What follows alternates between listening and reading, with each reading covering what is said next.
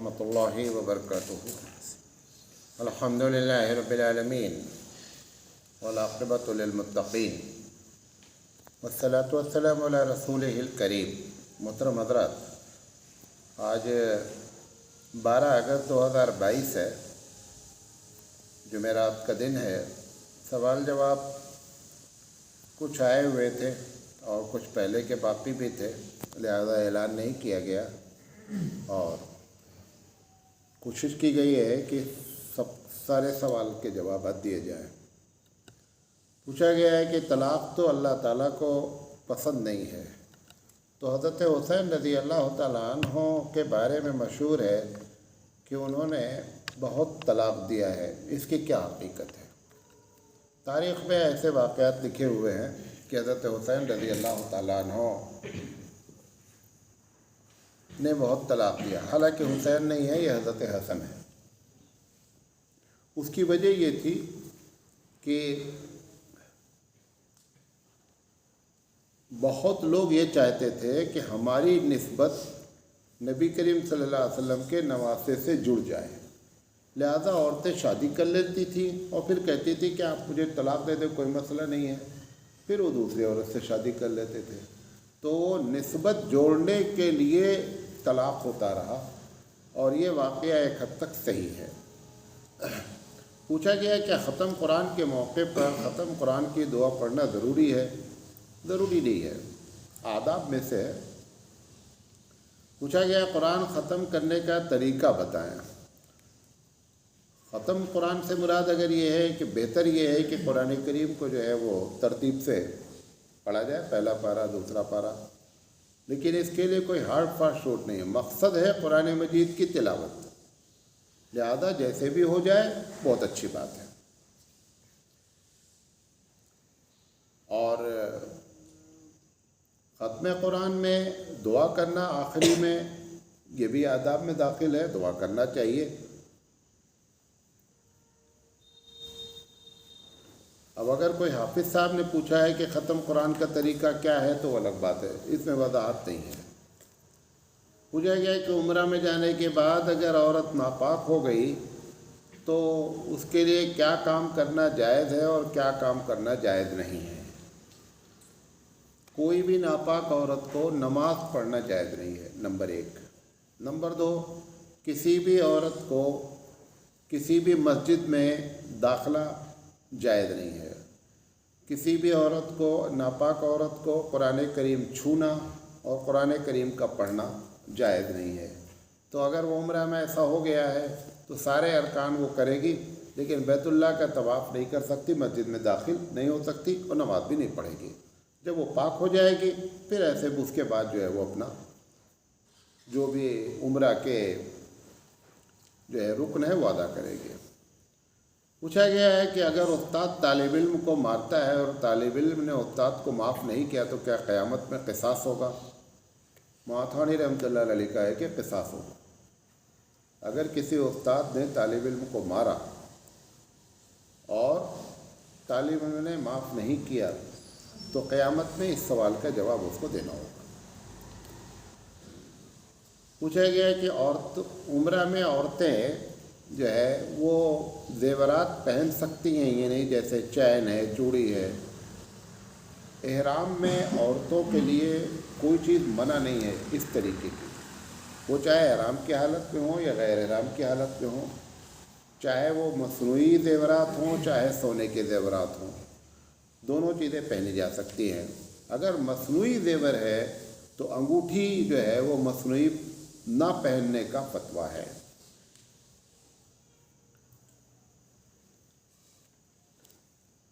पूछा गया है कि बच्चा पैदा होने पर क्या काम सुन्नत है और क्या काम बिदत है या रस्म है।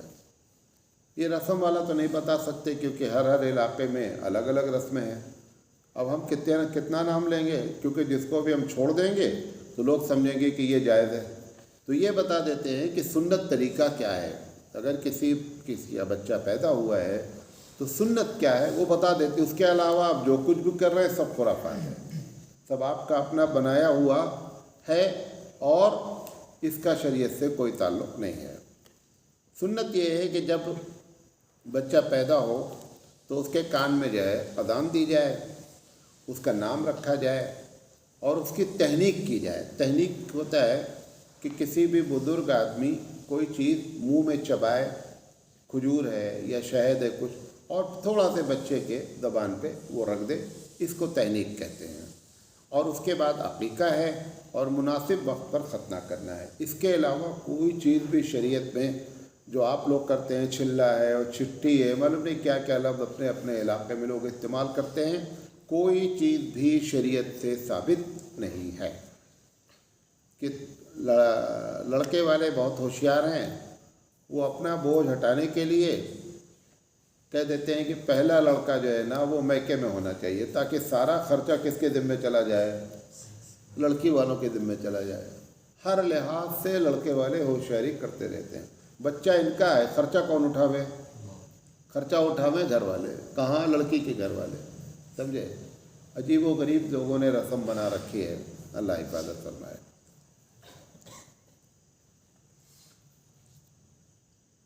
पूछा गया बच्चे की पैदाइश के नाम रखने के क्या हुकूक हैं, क्योंकि बड़े कहते हैं कि पैदाइश के वक्त देखना चाहिए कि कौन सा दिन है और कौन से वक्त में पैदा हुआ है और कौन सा हुरूफ से उसका नाम रखना चाहिए, इसकी शरई हैसियत क्या है। देखिए शरीयत में तो यह है कि अच्छा नाम रखा जाए, नाम के माने अच्छा हों। और बकिया ये जो चक्कर लोगों ने चला रखा है कि फ़लाँ नक्षत्र में पैदा हुआ है, फ़लाँ तारा फ़लाँ जगह पर है, इनकी अम्मी का नाम जो है वो शीन से शुरू होता है, अब्बा का नाम स्वास से शुरू होता है, लिहाजा इनका नाम ऐसा, ये सब इजादे बंदा है, इसका शरीयत से कोई ताल्लुक़ नहीं है।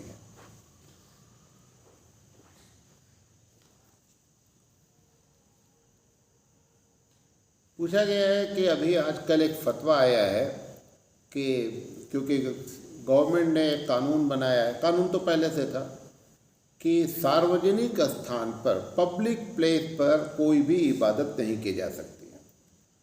मतलब जैसे पार्क है, स्टेशन है, रोड है, आप वहाँ पर सब अपना मुसल्ला लगा करके नमाज नहीं पढ़ सकते हैं, इबादत नहीं कर सकते। ये एक कानून पहले था, अब उसको क्या कर दिया गया है, उसको अप्लाई कर दिया गया है। तो फतवा ये आया है कि फिर ऐसी शक्ल में आप अपनी नमाज को क़ज़ा कर दें सफ़र में, और बाद में उस नमाज को क्या करें, जब अपने घर पहुंच जाएं तो अदा करें। पूछा गया है मौलाना साहब इसमें आपकी क्या राय है। मैं तो इस फतवे से कतई इत्तेफाक नहीं करता। नमाज को अपने वक्त पर पढ़ना चाहिए। अब सार्वजनिक प्लेस पर इस मसला उन्हीं लोगों के लिए जो नमाज़ पढ़ते हैं, वरना 90% तो सफ़र में नमाज़ पढ़ते नहीं, चाहे वो मौलाना साहब हों चाहे तालिब इल्म हो, नमाज ही नहीं पढ़ते हैं। बहरहाल नमाज पढ़ना चाहिए। अब उसके कई तरीके मैं आपको बता रहा हूँ कि इस तरीके से इस मसले को हल करना चाहिए, और नमाज छोड़ना नहीं चाहिए। नमाज छोड़ना गुनाह कबीरा है। सबसे पहली चीज़ तो ये है कि अब तक जो अहनाफ का फतवा तीनों आइम्मा के ख़िलाफ़ है कि 2 नमाज़ें जमा नहीं की जा सकती, अब फतवा दे देना चाहिए कि जमा बैन सलातैन जायज़ है। मिसाल के तौर पर एक आदमी ज़ोहर के वक्त में निकल रहा है, समझे, ज़ोहर की और असर की नमाज वो इकट्ठा पढ़ ले, ताकि जो है कम से कम 2 नमाज निपट जाए। पब्लिक प्लेस पर नमाज़ पढ़ने का मसला ही नहीं है। इस मसले पर अब हम लोगों को गौर करके फतवा दे देना चाहिए, नंबर 1। नंबर 2, आप अगर ट्रेन में सफ़र कर रहे हैं तो आप अपनी सीट पर बैठे हुए नमाज पढ़ लें। वो आपका सार्वजनिक स्थान नहीं है, बल्कि आपकी सीट है, आपकी बर्थ है, आप उस पर नमाज पढ़ लें। ज़्यादा से ज़्यादा ये करें कि उस नमाज को, अगर आपको उलझन है क्योंकि बैठकर पढ़ी गई है और क़याम क्या है, फ़र्ज़ है, तो बेहतर ये है कि जब आप अपने मौके पर पहुँचे उस नमाज को क्या कर लें, दोहरा लें, लेकिन नमाज वक्त पर ज़रूर पढ़ लें। तीसरी शक्ल ये है कि नमाज, जैसे अभी हमारे साथ हुआ, हम बेंगलोर में एक मॉल में थे, नमाज का वक्त हो गया और निकलने के कोई चांस नहीं थे, मुझे नमाज असर की पढ़नी थी। खैर मैं कुर्सी पे पढ़ता हूँ, मैं एक कुर्सी पे बैठा हुआ था और बैठ करके हमने नमाज कुर्सी पर बैठे बैठे पढ़ लिया। किसी को हमने सोचा कहीं अभी तो लखनऊ में लूलू का मामला इतना बड़ा हंगामा हुआ है, पता चला फिर मॉल ही में नमाज पढ़ने का हंगामा हो जाए, تو میں نے وہاں پر یہ کیا کہ ہنگامہ سے بچنے کے لیے میں نے ہاتھ باندھا ہی نہیں. اب ہم کرسی پہ ایسے بیٹھے ہوئے ہیں, کسی کو کیا معلوم ہے نماز پڑھ رہا ہے, لہٰذا ہم نے نماز میں ہاتھ باندھا ہی نہیں. اور کیونکہ نماز میں ہاتھ باندھنا کسی کے نزدیک فرض ہے نہیں کہ فرض چھوٹ گیا نماز نہیں ہوگی, اس طریقے سے بھی نماز کو اپنے وقت پر پڑھا جا سکتا ہے. اور بھی شکل ہو سکتی ہے کہ مثال کے طور پر ایک آدمی اپنے سیٹ پر بیٹھ کے نماز پڑھ رہا ہے, کرسی پہ بیٹھ کے نماز پڑھ رہا ہے, ٹوپی نہ لگائے بغیر ٹوپی کی نماز پڑھ لے تو بھی احساس لوگوں کو نہیں ہوگا کہ بندہ نماز پڑھ رہا ہے. بہرحال نماز چھوڑنا ایک بہت بڑا مسئلہ ہے. مولانا تھانوی رحمۃ اللہ علیہ نے ایک فتویٰ دیا ہے کہ اگر کوئی آدمی کشتی میں سفر کر رہا ہے اور کشتی اچانک ڈوبنے لگی اور اس نے وہ نماز ادا نہیں کی ہے, اگر ڈوبنے لگا ہے تو بھی نیت کر لے نماز کی, بھلے ڈوب جائے. اتنا سخت مسئلہ ہے نماز چھوڑنے کا کہ بھلے ڈوب جائے, ڈوب رہا ہی ہے, نیت کر لے نماز کی اور بھلے ڈوب جائے. اب آپ اندازہ کریں کہ ہم لوگوں کے یہاں نماز کتنا غیر اہم ہو چکی ہے اور فتویٰ اس پر ہے. لہذا اس بنیاد کو میں نے بنا کر کے یہ ساری باتیں آپ کو بتایا ہے کہ یہ تمام شکلیں اختیار کر لینا چاہیے. ایک سوال پوچھا گیا ہے, شاید آسام سے آیا ہوا ہے, کہ آج کل مسلمانوں کے مدارس, مساجد, درگاہوں کی حفاظت کیسے ہوگی, کیونکہ گورنمنٹ جو بھی فنڈ کرتی تھی اس نے سب بند کر دیا ہے. آسام کے بہت سے مدرسے بند ہو گئے, یو پی کے بہت سے مدرسے بند کر دیا, بہار کے بہت سے مدرسے بند ہو گئے, اور ابھی جو بند نہیں ہوئے وہ بند ہو جائیں گے. دیکھیں, سب سے پہلی چیز یہ ہے, یہ سب ایسا ہوتا کیوں ہے؟ یہ سب اللہ تعالیٰ کی طرف سے ہمارے اوپر کوڑا ہے. کوڑا سمجھتے ہیں؟ ڈنڈا ہے. کیوں؟ کیونکہ صحیح بات جو ہم لوگوں کو کرنا چاہیے تھا وہ نہیں کی گئی. وہ کیا ہے؟ بھارت میں کسی مدرسے اور مسجد کو ایک پیسے بھی چندے کی ضرورت نہیں کہیں جانے کی. صرف ایک کام کر لیں کہ جو وقف کی زمینیں ہیں اس وقف کی زمین کا صحیح استعمال ہو جائے. ہم خود پیسہ, ساری مسجد کے امام کی تنخواہ 50,000 رکھ دی جائے, مؤذن کی تنخواہ 40,000 رکھ دی جائے, سارے مدرسے پیسہ لے لیں تو بھی وقف سے اتنی انکم ہو سکتی ہے کہ پیسہ بچ جائے گا. ہم بھارت سرکار کو مدد کر سکتے ہیں. اتنی وقف مسلمانوں کی بھارت میں ہے. ہم نے کیا کر رکھا ہے, اور یہ حرام ہے. کتنے لوگ ایسے ہیں کہ جنہوں نے وقف کی جائیداد پہ قبضہ کر رکھا ہے, مدرسے کے گھر پہ قبضہ کر رکھا ہے, مسجد کے گھر پہ قبضہ کر رکھا ہے, کرایہ تک نہیں دیتے, اور کرایہ بھی اگر دیا جاتا ہے تو بہت معمولی سا. میں ایسے سینکڑوں جگہوں کو جانتا ہوں, امین آباد, لکھنؤ جیسی جگہ پر جو وقف کی زمینیں ہیں آج کرایہ 70 روپے دے رہے ہیں, جبکہ اس کے بغل میں کرایہ 70,000 ہے. اتنی ہی بڑی دکان پر کتنا ہے؟ 70,000 ہے. یہ 70 روپیہ اور 100 روپیہ اور 150 روپیہ دے رہے ہیں, اور اس میں سے زیادہ تر دینے والے لوگ کون ہیں؟ سب مسلمان ہیں. اگر اور اس میں آگے بڑھنا چاہیے. جس علاقے میں وقف کی زمینیں ہیں, وقف کی جائیدادیں ہیں, سب پر مسلمان کے, بڑے مسلمانوں کا قبضہ ہے. یا تو کرایہ نہیں دیا جا رہا ہے, وہ 70 روپیہ بھی دینے کے لیے تیار نہیں ہے, وہ 100 روپیہ بھی دینے کے لیے تیار نہیں. میں فیض آباد میں جانتا ہوں 2 بیڈ 3 بیڈ کا روم ہے, شہر میں اگر کرایہ لیا جائے گا 7,000 ہے. 250 روپے کرایے میں 3 بیڈ روم میں رہ رہے لوگ. کتنا؟ 250 روپے کرایہ, اور اس کو بھی بھرنے کے لیے تیار نہیں ہے 250 روپے بھی. لہذا مسلمان اپنی حالت کو صحیح کر لے. کسی اور کہیں چندہ کرنے کی ضرورت ہی نہیں ہے, کوئی بھی چندہ کرنے کی ضرورت نہیں. صرف اوقاف کا صحیح استعمال ہو جائے. لوگوں کو چاہیے کہ مسلمان اٹھے. میں تو کہتا ہوں کہ جتنے لوگوں نے اوقاف پر ناجائز قبضہ کر رکھا ہے, جیسے یو پی کے میں یہ قانون آیا کہ جتنے بھی ناجائز قبضے ہیں سب پہ بلڈوزر چلا دیا جائے. اس پر بھی بلڈوزر چلا کر کے مسلمانوں کا وقف بورڈ کو دے دینا چاہیے اور اس کا صحیح استعمال ہونا چاہیے.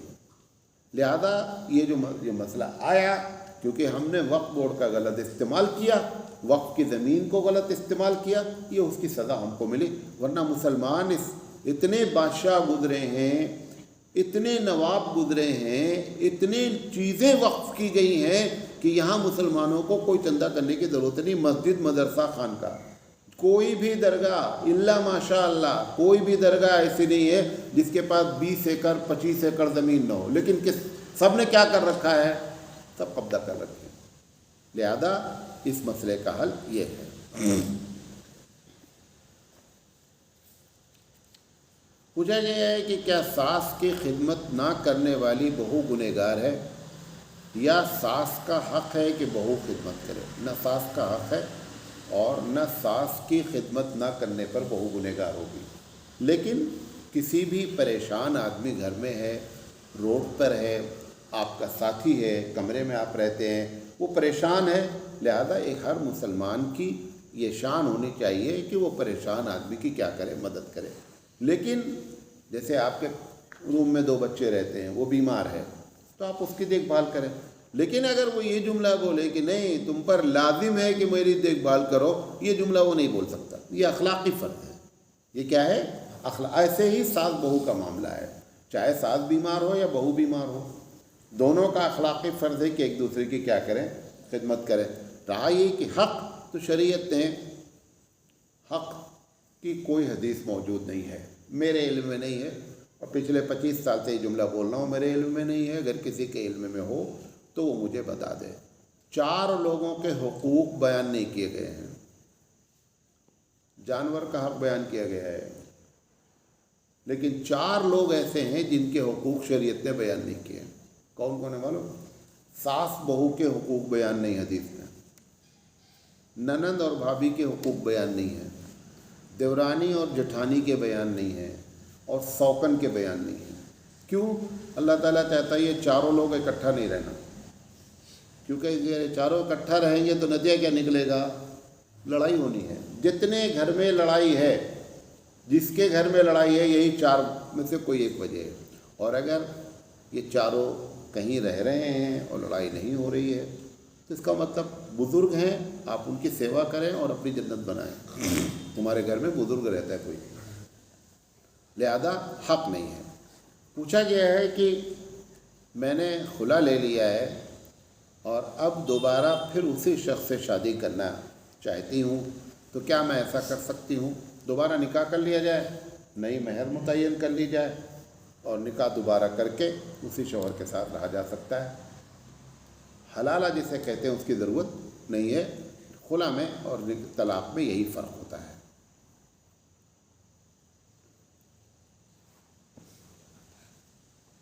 ایک صاحب نے کہا ہے کہ مولانا صاحب آپ جو ایودھیا میں جو آپ مسجد بنوا رہے ہیں تو یہ وہی مسجد ہے جو بابری مسجد کی جگہ پر ہے؟ نہیں بھائی، یہ وہ مسجد نہیں ہے۔ بابری مسجد کے عوض میں جو مسجد بن رہی ہے وہ مسجد ایک الگ علاقے میں ہے، ہم جو مسجد بنا رہے ہیں یا مدرسہ بنا رہے ہیں وہ ایک الگ علاقے میں ہے۔ پھر انہوں نے کہا ہے کہ اگر وہ بن رہی ہے تو اس کی تصویر بھیجیے اور ہم گروپ میں شیئر کرنا چاہتے ہیں۔ ایسی باتیں بھی غلط فہمی میں مبتلا۔ لفظ ایودھیا میں مشترک ہے کہ وہ بھی ضلع ہی کا نام کیا ہو گیا ہے؟ ایودھیا ہو گیا ہے، لیکن وہ مسجد الگ ہے، یہ مسجد الگ ہے، لہذا یہ غلط فہمی نہیں پیدا ہونی چاہیے۔ پوچھا گیا کیا اہل کتاب سے شادی کر سکتے ہیں، اور کیا نبی کریم صلی اللہ علیہ وسلم کے زمانے میں کوئی ایسا واقعہ پیش آیا ہے؟ اہل کتاب اس وقت دنیا میں 2 طریقے کے ہیں۔ ایک اہل کتاب ہیں جو ناستک ہو چکے ہیں، ناستک سمجھتے ہیں، جو خدا کو مانتے ہی نہیں ہیں۔ جب خدا کو نہیں مانتا تو عیسیٰ علیہ السلام کو کیا مانے گا، موسیٰ علیہ السلام کو کیا مانے گا؟ تو اس بات کی پہلے تحقیق ہونا چاہیے کہ یہ یہودی ہے اور موسیٰ علیہ السلام کو مانتا ہے، عیسائی ہے، حضرت عیسیٰ علیہ السلام کو مانتا ہے۔ اگر یہ بات ہے تو پھر جو ہے ہمارے یہاں فتویٰ یہ ہے کہ وہ شادی اہل کتاب سے کر سکتا ہے۔ نبی کریم صلی اللہ علیہ وسلم کے زمانے میں بھی بعض واقعات ایسے پیش آئے ہیں۔ حضرت حذیفہ کے بارے میں ہے کہ انہوں نے اہل کتاب سے شادی کی تھی۔ ایک صاحب نے پوچھا ہے کہ اگر مصلی کے سامنے سے گزرنے پر جو نماز پڑھ رہا ہے کیا اس کی نماز ٹوٹ جاتی ہے؟ جبکہ نبی اگر مصلی کے سامنے سے گزر جائے تو نماز نہیں ٹوٹتی ہے۔ مصلی کے سامنے سے گزرنے سے گزرنے والے کو گناہ ہوتا، نماز کسی کی نہیں ٹوٹتی ہے۔ ایک آدمی نماز پڑھ رہا، آپ اس کے سامنے سے گزر گئے، یہ تو اچھا پھر سسٹم ہے، جس کی نماز توڑنا ہو کے سامنے سے گزر جائے، بیچارہ پڑھ کے تھک جائے، ہر 2 منٹ کے بعد جیسے نیت باندھے تم گزر جاؤ، وہ نیت ہی بھی دن بھر باندھتا رہے۔ لہذا نماز کسی کی نہیں ٹوٹتی، لیکن نمازی کے آگے سے گزرنا بہت بڑا گناہ ہے۔ پوچھا گیا ہے کہ میں نے سنا ہے کہ عورت اگر عورتوں کے قافلے کے ساتھ عمرے پر یا حج پر جانا چاہے تو جا سکتی ہے، اگر یہ جائز ہے تو یہ کس امام کا مسلک ہے؟ یہ امام مالک رحمۃ اللہ علیہ کا مسلک ہے غالباً، کہ اگر عورتوں کی ایک جماعت حج یا عمرے پہ جا رہی ہے اور دوسری عورت جس کے پاس کوئی محرم نہیں ہے وہ ان عورتوں کی جماعت میں شامل ہونا چاہتی ہے تو وہ جا سکتی ہے۔ ہمارے نزدیک جو ہے وہ اس پر فتویٰ رہی ہے، اگر عمرہ حج پہ جائے گی، حج اور عمرہ ہو جائے گا، لیکن سفر گناہ کا کہلائے گا، سفر جو ہے وہ گناہ ہوگا، لیکن یہ مسئلہ امام مالک رحمۃ اللہ علیہ کا ہے۔ پوچھا گیا ہے کہ بھارت کے بعض صوبوں میں ایسا قانون آ چکا ہے کہ اگر شوہر کا انتقال ہوا اور بیوی موجود ہے تو ایسی شکل میں بچوں کے ساتھ ساتھ بیوی کا نام بھی اسی پراپرٹی میں لکھ دیا جاتا ہے، اور آدھا بیوی کا لکھ دیا جاتا ہے اور آدھا بچوں کا لکھ دیا جاتا ہے۔ اب لڑکے بیوی سے کہہ رہے ہیں، یعنی ماں سے کہہ رہے ہیں، چاہے وہ سوتیلی ہو یا سگی ہو، کہ آپ کا حصہ 12.5% ہے، سرکار نے آپ کو لکھ دیا ہے 50%، تو کیا لڑکوں کا مطالبہ کرنا جائز ہے؟ جبکہ سرکاری طور پر گورنمنٹ نے اس کو آدھے کا حقدار بنا دیا ہے۔ دیکھیں، اس بات کو بنیادی طور پر ایک سمجھ لیں کہ شریعت کے خلاف کوئی بھی قانون سرکار نافذ کر دے، آپ اس کا فائدہ نہیں اٹھا سکتے۔ مثال کے طور پر 3 طلاق آپ دیں گے، سرکار کہتی طلاق نہیں ہوگی، ایک بھی نہیں ہوگی، سرکار کے نہ کہنے سے بھی طلاق ہو جائے گی، شرعی لحاظ سے طلاق ہو جائے گی۔ نبی کریم صلی اللہ علیہ وسلم نے اپنے بارے میں فرمایا کہ لوگ میرے پاس مقدمہ لے کر آتے ہیں اور ایسی چرب زبانی کر سکتے ہیں کہ میں فیصلہ کر دوں، حالانکہ وہ فیصلہ کیا ہو؟ غلط ہو۔ تو وہ اپنے ہاتھ میں فیصلہ نہیں، آنکھ کا انگارہ لے کر کے جا رہا ہے، کیونکہ 2 گواہ چاہیے تھا، 2 گواہ چرب زبان کھڑے ہو گئے اور انہوں نے اس کے خلاف گواہی دے دی، فیصلہ اس کے حق میں ہو گیا۔ تو اگر اللہ کے رسول بھی فیصلہ کر دیں اور جو شریعت کے خلاف ہو جائے تو اللہ کے رسول کیا فرما رہے ہیں کہ میرا فیصلہ یہ نہیں سمجھنا کہ رسول نے فیصلہ کر دیا ہے لہذا چاہے وہ صحیح ہو یا غلط ہو اور وہ ہمارے لیے جائز ہے۔ آپ نے فرمایا جائز نہیں ہے، باقاعدہ حدیث ہے۔ اسی طریقے سے وہ صاحبہ جو مالدہ ہیں، اگر وہ ضد کر رہی ہیں کہ 50% سرکار نے ہم کو دے دیا ہے لہذا ہم 50% کے مالک ہر حال میں ہو گئے، قطعی مالک نہیں ہوئی ہیں۔ 12.5% اولاد موجود ہے تو بیوی کو 12.5% ملے گا۔ 12.5% کے علاوہ جو آپ کے پاس 50 میں 12.5 گھٹا کر کے جو بچا ہے وہ کس کا حق ہے؟ وہ لڑکے اور لڑکیوں کا حق ہے، غلط ہو رہا ہے۔ پوچھا گیا ہے کیا بیوی کو پاکٹ منی دینا نبی کا طریقہ ہے؟ اس کے پہلے بھی شاید یہ سوال آ چکا ہے اور بہت تفصیل سے جواب دیا گیا ہے کہ نبی کریم صلی اللہ علیہ وسلم اپنی تمام بیویوں کو پاکٹ منی دیتے تھے، اور پاکٹ منی دینے کے بعد پھر شوہر کو یہ نہیں پوچھنا چاہیے کہ وہ پیسہ آپ نے کہاں خرچہ کیا۔ آپ نے جب کسی کو گفٹ کر دیا وہ کالے چور کو دے دے، جس کو چاہے دے دے، اپنی امی کو دے دے، آپ کو کوئی اختیار نہیں ہے۔ پوچھا گیا اگر عقیدے کا شرک کرتا ہے کہ فلاں بزرگ بھی عبادت کے لائق ہیں، ایسا عقیدہ رکھنے والا مسلمان رہ جائے گا کہ نہیں؟ یہ مشرک نہیں ہوا، یہ کافر ہو گیا۔ ایک ہوتا ہے شرکیہ عمل کرنا، ایک ہوتا ہے شرکیہ عقیدہ رکھنا۔ اگر یہ عقیدہ رکھ لیا کہ اللہ کے علاوہ یہ بھی عبادت کے لائق ہیں تو یہ شرک نہیں ہوا، اب یہ کیا ہو گیا؟ یہ کفر ہو گیا۔ جو معاملہ کافر کے ساتھ ہوگا وہی معاملہ اس کے ساتھ بھی ہوگا۔ پوچھا گیا ہے کہ حضرت حسین رضی اللہ تعالیٰ عنہ کی جنگ حق و باطل کی جنگ تھی یا نہیں؟ بہت ہی حساس سوال ہے۔ حضرت حسین رضی اللہ تعالیٰ عنہ نے جب مکے سے آپ نکلے، ایک مرتبہ بھی ایک بات بتا رہا ہوں، غور سے سنیں، ایک مرتبہ بھی حضرت حسین رضی اللہ تعالیٰ عنہ نے یہ نہیں کہا کہ میں حق اور باطل کی جنگ ہے لہذا تم ہمارا ساتھ دو۔ نمبر ایک، اگر حق اور باطل کی جنگ مانی جائے گی تو نتیجہ نکلے گا وہ سارے صحابہ گنہگار ہوں گے جن لوگوں نے حضرت حسین کے ساتھ سفر نہیں کیا۔ بھئی ایک آدمی کہہ رہا ہے کہ جہاد پہ ہم جا رہے ہیں اور سارے صحابہ موجود ہیں اور وہ ان کے ساتھ نہیں نکلے تو سب کیا ہو جائیں گے؟ سب گنہگار ہو جائیں گے، لہذا یہ دوسری بات ہوگی۔ حضرت حسین رضی اللہ تعالیٰ عنہ نے جو جنگ کیا، حضرت حسین رضی اللہ تعالیٰ عنہ سمجھ رہے تھے کہ شریعت کا ایک معاملہ ایسا ہے کہ جس میں زبردست قسم کی تبدیلی ہونے جا رہی ہے، اور وہ یہ ہے کہ خلافت بادشاہت پہ چینج ہو جائے گی، اور جن لوگوں نے ان کو بلایا تھا ان لوگوں نے اتنا اعتماد کیا تھا کہ آپ آ جائیے اور ہم آپ کے ساتھ ہیں۔ لہذا اس طریقے سے یہ کہنا کہ یہ حق و باطل کی بات ہے تو پھر سارے صحابہ جو کیا ہو جائیں گے، اس کی لپیٹ میں آ جائیں گے۔ پوچھا گیا ہے کہ قتل حسین اصل میں مرگ یزید ہے، اسلام زندہ ہوتا ہے ہر کربلا کے بعد۔ یہ شعر صحیح ہے، پڑھنا صحیح ہے یا نہیں؟ یہ شعر اگر ایسے پڑھا جائے تو صحیح ہے کہ قتل حسین اصل میں مرگ یزید ہے، اسلام زندہ ہوتا ہے ہر کرب و بلا کے بعد۔ کربلا نہیں، کربلا ایک مقام کا نام ہے۔ اگر کرب و بلا کہہ دیں گے تو جب بھی مصیبتیں آتی ہیں اور اس پر جم جاتا ہے بندہ تو وہاں سے اسلام پھر کیا ہوتا ہے، نشأت ثانیہ ہو جاتی ہے۔ اس معنی میں اگر پڑھیں تو صحیح ہے۔ اور اگر یہ سمجھا جاتا ہے کہ حضرت حسین رضی اللہ تعالیٰ عنہ کے بعد اسلام زندہ ہوا، جس کا مطلب حضرت عمر اور ابو بکر اور عثمان اور علی کے زمانے میں اسلام مردہ تھا، ایسا تو نہیں ہے۔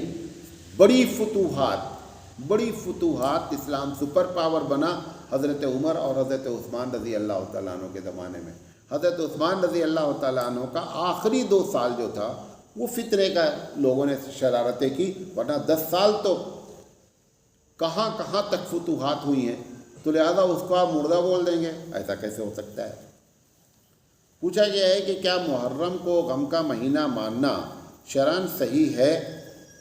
دیکھیں، غم تو ہمارے یہاں اصول بنا دیا گیا ہے کہ غم جو ہے وہ 3 دن تک عام آدمی منا سکتا ہے، بیوی کو 4 مہینہ 10 دن تک غم منانے کی کیا ہے، اجازت ہے۔ تو غم کا مہینہ ہونے کا کوئی سوال ہی نہیں اٹھتا۔ اب رہا کہ جن لوگوں نے حضرت حسین رضی اللہ تعالیٰ عنہ کو بلایا وہ کوفہ کے لوگ ہیں۔ اب کوفہ کے لوگ نے بلایا اور بلانے کے بعد خط لکھا ان کو، اس خط کی بنیاد پر حضرت حسین کوفہ پہنچے۔ جب حضرت حسین رضی اللہ تعالیٰ عنہ کوفیوں کے آمنے سامنے ہوئے تو حضرت حسین رضی اللہ تعالیٰ عنہ نے ان لوگوں کا چہرہ دیکھ کر کے کہا کہ آپ کا یہ خط ہے، آپ نے تو مجھے بلایا اور آپ مجھ سے لڑنے کے لیے تیار ہیں۔ یہ جملہ بولنے کی وجہ سے ہی لڑائی ہوئی، بنیادی طور پر آپ کو بتائیں کیوں؟ جن لوگوں نے غور سے سنیے گا، جن لوگوں نے خط لکھا تھا ان لوگوں نے سوچا کہ اب تو ہمارا نام آؤٹ ہو گیا ہے، اگر حضرت حسین رضی اللہ تعالیٰ عنہ بچ گئے تو ہم نہیں بچیں گے، کیونکہ گورنر کو بھی معلوم ہو جائے گا، یزید کو بھی معلوم ہو جائے گا کہ ملک کے خلاف بغاوت کس نے کیا ہے، ان لوگوں نے حضرت حسین رضی اللہ تعالیٰ عنہ کو بلایا ہے، لہذا ان کو اپنی جان بچانے کے لیے ان کی جان لینا ضروری ہو گیا۔ اب مارا کس نے؟ جنہوں نے بلایا، شیعان علی، حضرت علی کے چاہنے والے کون لوگ؟ کوفہ والے۔ بلایا کوفہ والوں نے، جنگ کیا کوفہ والوں نے۔ اب ان کو ہر سال اپنی وہ غلطی یاد آتی ہے، لہذا غم تو ہوگا، غم منا رہے ہوں، آج بھی منائیں گے، قیامت تک مناتے رہیں گے، کیونکہ ایک آدمی کو اگر یہ معلوم ہو جائے کہ مجھ سے غلطی ہوئی تو جب اب کی اس کی غلطی کا احساس ہوگا تو اس کو غم ہوگا کہ نہیں، وہ غم منا رہے ہیں۔ یہ اخلاقی غم ہے، شرعی غم نہیں ہے۔ ان کو اس بات کا احساس ہے کہ غلطی ہم سے ہوئی ہے لہٰذا غم منا رہے ہیں، ٹھیک ہے، اخلاقی طور پر غم منائیے، لیکن شریعت کا اس سے کوئی تعلق نہیں ہے۔ حضرت عائشہ صدیقہ رضی اللہ تعالی عنہا نے جب جنگ جمل میں کمانڈنگ کی، سامنے نکلی، اس کے بعد جب جنگ ہو گئی، حضرت عائشہ صدیقہ رضی اللہ تعالیٰ عنہ مکہ پلٹ گئیں، تو ایک صاحب نے آ کر کے کہا کہ قرآن مجید کی یہ آیت آپ کو نہیں یاد آئی کہ وقرن فی بیوتکن، کہ اے عورتوں اپنے گھروں کو لازم پکڑو۔ حضرت عائشہ صدیقہ رضی اللہ تعالیٰ عنہ نے جیسے ہی یہ آیت سنی، اس کے بعد اتنا روئیں، اتنا غمگین ہوئی، اور اپنے آخری دم تک جب بھی یہ واقعہ یاد آ جاتا تھا تو بیچاری پریشان ہو جاتی تھی کہ اللہ نے یہ کہا تھا اور میں نے کمانڈنگ کی، لہذا وہ ہمیشہ زندگی بھر جو ہے وہ اپنے اس عمل پہ کیا ہے، شرمندہ رہی۔ تو سوال یہ ہے، وہی آج بھی ہو رہا ہے کہ جن لوگوں نے مارا ہے ان کو اپنے عمل پر شرمندگی ہے، تو کبھی اپنا سینہ کوئی کوٹ رہا ہے، کوئی اپنے سر پہ مار رہا ہے، کوئی چاقو مار رہا ہے، جو بھی چاہے کرے۔ بہرحال یہ غم اسی طریقے کا غم ہے کہ جیسے حضرت عائشہ صدیقہ رضی اللہ تعالیٰ عنہ کو غم ہوا، یہ پوری قوم کو غم ہے، وہ قوم در قوم اب چلی آ رہا ہے، اور یہ اب کبھی بھی ختم ہونے والا نہیں ہے۔ پوچھا گیا ہے کہ مولانا صاحب مچھر بہت ہو گئے ہیں، اور الیکٹرانک بیٹ سے جو مچھر مارا جاتا ہے اس کا شرعی حکم کیا ہے؟ بعض لوگ کہتے ہیں کہ آگ سے کسی کو عذاب نہیں دینا چاہیے، اور یہ آگ کی قسم ہے، لہذا یہ مارنا جائز ہے کہ ناجائز۔ اس میں شروع میں جب یہ بیٹ آیا تو یہی فتویٰ دیا گیا تھا، کیا کہ جائز نہیں۔ اب جو ہے یہ بات فتوے میں آ گئی ہے کہ یہ آگ نہیں، الیکٹرک ہے، اور انسانوں کو ستاتی ہے، ستانے والی کوئی بھی مخلوق ایسی جو ہے اس کو مارا جا سکتا ہے، لہذا الیکٹرانک بیٹ کا استعمال کیا جا سکتا ہے۔ پوچھا گیا شیطان سب سے زیادہ میاں بیوی کے جھگڑے پر ہی کیوں خوش ہوتا ہے؟ بہت سی وجہ ہے۔ جب آدمی اپنے گھر میں جب لڑائی ہوتی ہے تو اگر وہ آفس میں جب جائے گا تو وہاں بھی لڑائی کرے گا، بازار سامان خریدنے، کیونکہ وہ ٹینشن میں ہے نا، وہ کیا ہے، ٹینشن میں، جو کام بھی کرے گا وہاں لڑائی ہوگی۔ تو شیطان کا کام ہی لڑائی کرنا، تو ایک لڑائی کرا کر کے اگر 20 جگہ لڑائی ہوتی ہو تو اس لیے یہ لڑائی کرنا اس کو زیادہ پسند ہے۔ پوچھا گیا ہے کہ کرامت کی حقیقت کیا ہے؟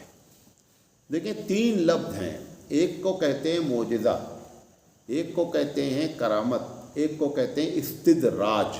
کیا کہتے ہیں؟ استدراج۔ خرق عادت، جو عموماً ممکن نہیں ہو، ویسی اگر کوئی چیز سرزد ہو جاتی ہے انبیاء سے تو اس کو معجزہ کہتے ہیں۔ اگر کسی اللہ والے سے سرزد ہو جاتی ہے تو اس کو کرامت کہتے ہیں، اگر کسی غیر مسلم سے ہو جاتی ہے تو اس کو استدراج کہتے ہیں۔ یہ نہیں کہہ سکتے کوئی آدمی کہ کرامت کچھ ہوتا نہیں، جھوٹ ہے، بنڈل مار رہے ہیں، ایسا نہیں ہوتا ہے، یہ جملہ نہیں بولنا چاہیے۔ کرامت کے 1-2 نہیں حدیثیں، 2500 حدیث موجود ہیں جس میں، لیکن یہ کہ میں کرامت دکھلا دوں گا، یہ جو چیلنج کر رہا ہے یہ غلط کر رہا ہے۔ کرامت آپ کے بس میں نہیں ہے کہ دکھلا دیں، کرامت ہونا الگ ہے، کرامت دکھلانا کیا ہے الگ ہے۔ کرامت اگر دکھلا رہا ہے تو جادو ہے، وہ کیا ہے، وہ جادو ہے، لیکن کوئی چیز ایسی جو خرق عادت ہو وہ اللہ والوں سے سرزد ہو سکتی ہے، ہوتی ہے، اس کا انکار اہل سنت والجماعت کے نزدیک جائز نہیں ہے۔ پوچھا گیا ہے کہ لکی اسٹون پہننا کیسا ہے؟ لکی اسٹون کا مطلب یہ ہوتا ہے کہ بعض پتھر پہنتے ہیں لوگ اور یہ عقیدہ رکھتے ہیں کہ اگر یہ پہنیں گے تو امیر ہو جائیں گے، یہ پہنیں گے تو غریب ہو جائیں گے، بادشاہ بن جائیں گے۔ تو اس کا مطلب خدا کون بن گیا؟ وہ پتھر بن گیا۔ یہ شرک ہے، یہ شرک ہے۔ ہاں یہ ممکن ہے کہ کسی پتھر کے بارے میں بطور علاج اگر کوئی آدمی کہتا ہے کہ صاحب اس پتھر کے پہننے سے بی پی کنٹرول میں رہتا ہے، یہ ممکنات میں سے ہے، یہ عقیدے میں نہیں ہوا، یہ میڈیکلی بات ہو گئی کہ ریسرچ ہو گئی کہ فلاں پتھر کے اندر کوئی ایسی چیز، ایسا مادہ موجود ہے کہ اگر بدن سے وہ پتھر لگاتار چپکا رہے گا تو کیا ہوگا، BP, शुगर या कोई भी इलाज है, अगर ये इस वजह से कोई पहनता है तो सही है। लेकिन अगर ये अक़ीदा कि हम मालदार हो जाएंगे और फ़लाँ ने फ़लाँ पहना था लिहाजा वो गरीब हो गया, ये अक़ीदा शिर्क की अक़ीदा है। पूछा गया सही हदीस कौन सी है जिसे हम फॉलो करें। मरीज़ को ये अख्तियार नहीं होता है कि वो डॉक्टर से ये कहे कि कौन सी दवा आप मुझे देंगे। अगर इतनी आपके अंदर सलाहियत है तो आप खुद डॉक्टर हैं, जाओ डॉक्टर बन जाओ। ये हदीस जिसको पूछा जा रहा है सही हदीस, हम 2 साल पढ़ कर के भी पूरी बात नहीं समझते हैं, और ये सही हदीस कितनी सही हदीस बताई जाएगी। लिहाजा बेहतर ये है कि किसी डॉक्टर के, आप मरीज़ हैं, मरीज़ का काम क्या है, डॉक्टर के पास जाना। आप अवाम हैं जिसके ऊपर आपको एतमाद है कि ये भाई साहब सही हदीस बयान करते हैं, उनकी बात आपको माननी ही पड़ेगी। और वरना आप मुत्तहिद बन जाइए, मुहद्दिस बन जाइए, आलिम बन जाइए, और फिर तहकीक कर लीजिए कि कौन सी हदीस सही है, कौन सी हदीस ज़ईफ़ है। पूछा गया फजर की नमाज से कब्ल नफिल नमाज पढ़ सकते हैं या नहीं। अहनाफ का इसमें मसलक ये है कि फ़जर का वक्त अगर शुरू हो गया तो फ़जर की सुन्नत के अलावा कोई भी सुन्नत और नफिल नमाज पढ़ी नहीं जा सकती। पूछा गया क्या असर और फजर के बाद सजदे तिलावत कर सकते हैं। सजदे तिलावत किया जा सकता है। 2 वक्त पे सजदे तिलावत भी नहीं कर सकते हैं, एक सूरज डूबते वक्त, एक सूरज निकलते वक्त। एक ममनू वक्त है, एक मकरूह वक्त है। ममनू वक्त जो इबादत का है वो सूरज निकलना और सूरज डूबना, उस वक्त पे सजदा नहीं किया जा सकता। बकिया नफिल नमाज जो है वो असर के बाद और फजर के बाद नहीं पढ़ी जा सकती है। लिहाजा सजदे की जहाँ तक बात है, सजदे तिलावत जो है वो की जा सकती है।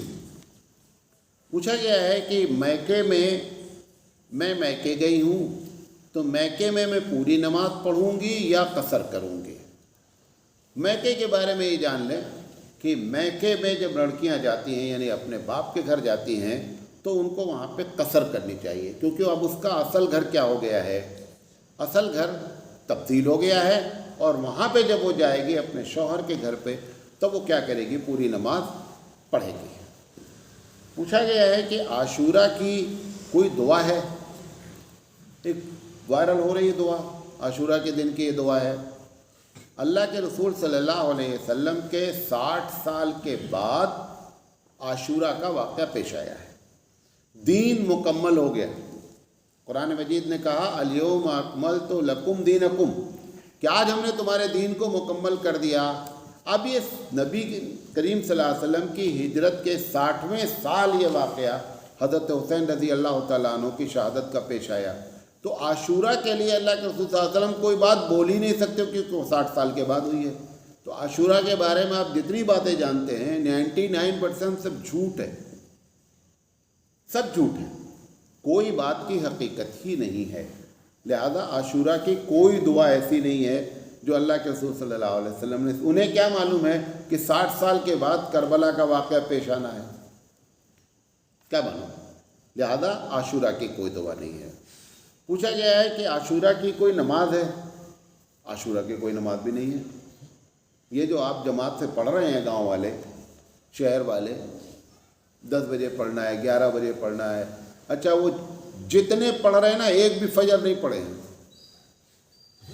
ज़िंदगी भर आशूरा पढ़े एक आदमी और एक वक्त की फजर जानबूझकर छोड़ दे, पूरे ज़िंदगी तहज्जुद पढ़े और एक वक्त की फ़जर की नमाज़ छोड़ दे। एक वक्त की फ़जर की नमाज़ छोड़ने का गुनाह पूरी ज़िंदगी की तहज्जुद और आशूरा की नमाज़ कवर नहीं कर सकती। वो कर रहा है, कौन? फ़जर की नमाज़ छोड़ रहा है, आशूरा की नमाज़ पकड़ने जा रहा है। ये सब उम्मत की बर्बादी जो आप देख रहे हैं प्रॉब्लम ना, शाह वलील्लाह रहमतुल्लाह अलैह ने लिखा है कि जब किसी उम्मत पर ज़वाल आता है तो वो काम उम्मत करना शुरू करती है जो गैर ज़रूरी होती है उसको ज़रूरी बना लेती है। अब इसका ये गैर ज़रूरी कोई चीज़ ही नहीं है, आशूरा की नमाज कोई चीज़ ही नहीं है, लिहाजा इसकी भी कोई हकीकत नहीं है। एक सवाल और है, پوچھا گیا ہے کہ یہ بینک میں ہم لوگ جو پیسہ رکھتے ہیں اور اگر پیسہ رکھنے پر ہم کو بینک سے کچھ زیادہ ملتا ہے، جیسے 100 روپے آپ نے رکھا اور 1 سال کے بعد آپ کو 100 روپے کے بجائے 120 روپے ملے، تو یہ 20 روپے لینا جائز ہے یا ناجائز؟ یہ حرام ہے۔ اور قرآن مجید میں لکھا ہے کہ جب ایک آدمی پیسہ زیادہ لیتا ہے تو اس کی مثال ایسی ہے کہ اس نے اللہ سے لڑائی کا اعلان کیا۔ یہ قرآن میں ہے۔ حدیث میں ہے کہ اگر ایک آدمی نے پیسہ دیا اور زیادہ لیا تو اس کی مثال ایسی ہے جیسے اپنی ماں کے ساتھ زنا کیا، بدکاری کیا، اتنا بڑا گناہ ہے۔ لہذا انٹرسٹ کی جو رقم ہوتی ہے وہ بینک میں بھی چھوڑ دینا اچھا نہیں ہوتا ہے، لے کر کے بغیر ثواب کی نیت سے، کیونکہ مجبوری ہے، وہ ہر حال میں تمہارے اکاؤنٹ میں کیا ہے، چڑھے گا۔ لہذا آپ اس کو جو ہے کسی غریب کو، مستر کو، کوئی پبلک پلیس پر، ایسی جگہ پر جہاں پہ پارک ہے، روڈ نہیں ہے، نالی نہیں ہے، لائٹ نہیں ہے، ایسی جگہ پر استعمال کیا جا سکتا ہے۔ انکم ٹیکس میں استعمال کیا جا سکتا ہے، جی ایس ٹی میں استعمال کر سکتے، یہ نہیں۔ کل جو ہے وہ سیمینار ہونے جا رہا ہے بنگلور میں اسی ٹاپک پر، میں بھی اس میں جا رہا ہوں کہ جی ایس ٹی کے لیے جو ہے وہ انٹرسٹ کی رقم استعمال ہو سکتی کہ نہیں۔ لہذا اس سے بچنا چاہیے۔ اللہ تعالیٰ سے دعا ہے کہ اللہ تعالیٰ کہنے سے زیادہ عمل کرنے کی توفیق عطا فرمائے اور اسلام پر عمل کرنے کی توفیق عطا فرمائے۔ آمین یا رب العالمین۔ وآخر دعوانا ان الحمد للہ رب العالمین۔